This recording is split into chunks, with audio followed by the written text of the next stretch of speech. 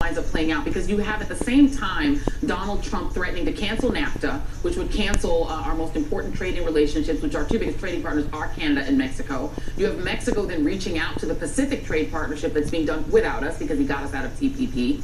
And then at the same time he's creating a refugee crisis where he's stopping people, where his policies mean you can't get through the ports of entry, and so you have a crisis that's going to bottleneck back into Mexico.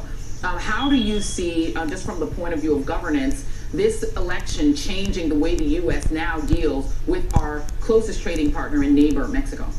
Well, I think the saddest thing is that the United States has really given up any global leadership role on a whole host of issues, including the relationships with our northern and southern closest partners. And so I think that, Donald Trump does not understand that the United States really cannot exist in isolation. And he's taking us back to a time when he thinks maybe that was possible. But we need a relationship with Mexico. We need a relationship with Canada. And I think he's continued to threaten the Mexican president, whoever it is and whoever it will be, to say, you have to stop everything that's happening across the border. But of course, we know that this has to do with a number of things, including the cartels, including a number of other pieces. The irony, Joy, is that Donald Trump is taking money away from smuggling, from all of the things that we should be looking at along the border, and refusing to pass comprehensive immigration reform, which would actually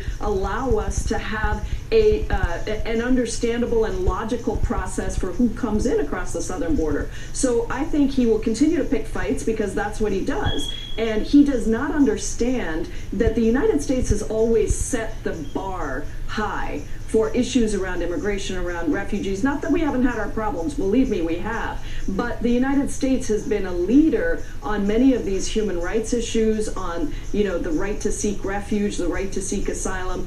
And I think that Mexico as a country and other countries around the world are looking at the United States now and saying, well, we're just going to do what the United States is doing. So I think it has, ripple effects across many, many countries around the world in terms of how we treat not just refugees and asylees, but how we treat the new world as it is, where globalization has meant that goods and services are flowing. Now, of course, that's changing a little bit, but we've never been able to sort of deal with the consequences of how people move in an age of globalization. Yeah. And I think every president has to deal with that and think about what is U.S. foreign policy in these countries like Honduras, Nicaragua, Guatemala, that is actually causing people to flee. The stories that I heard from the people in Honduras were, stories that were absolutely horrific. And the United States has a role in some of what causes people to flee around the world. Yeah, and I'm going to go to Mariana Anatenco on that very point, because you've been interviewing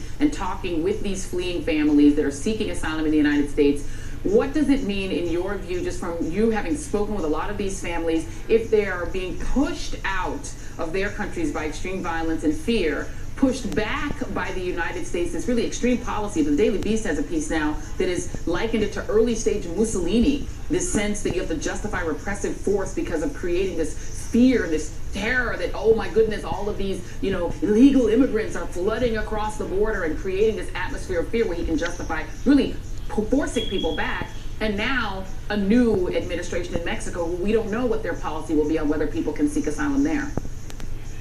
Joy, these are displaced people. We could be looking at a lost generation like I saw in the Syrian border with my own eyes.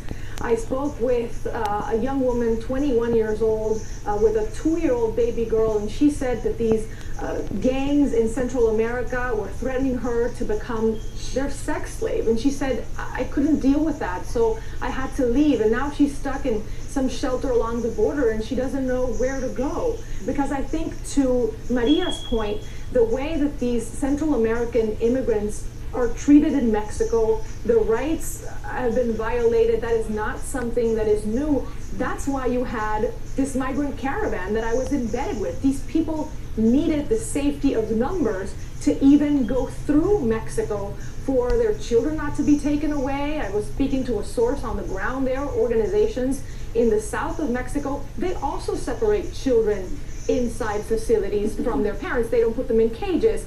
but the rights of these Central American immigrants are also violated in Mexico. So these are people who are extremely vulnerable, who have nowhere to go. And then in talking about what the Congresswoman was saying, are we really, as a nation here in the United States, exercising this role as a global leader and addressing the root causes of the problem in Central America and in all these other countries? Because clearly the solution isn't for everybody to come here. But when you see Mike Pence, the Homeland Security Secretary, in Central America this week, Pence's message was, you have to stop this exodus. That's what he told the three presidents of these nations. Well, what is the United States doing in terms of investment in education? What we're hearing from the Trump administration is threatening to cut aid to Honduras. And then finally, just from my own personal standpoint, Joy, being from Venezuela, I'm still a legal immigrant from Venezuela. I'm not a U.S. citizen. I had to flee my own country because of a humanitarian crisis there. I took my sister out last year. We met here with our local congresswoman to see about seeking asylum for her. It is an extremely complicated process to navigate. And when the U.S. doesn't exercise its role as a regional leader, the sense of isolation in these countries, I lived it in my own country, it engulfs you. And that also makes way for countries like Russia, like China, like Iran, to fill in that power vacuum with values that may not be democratic.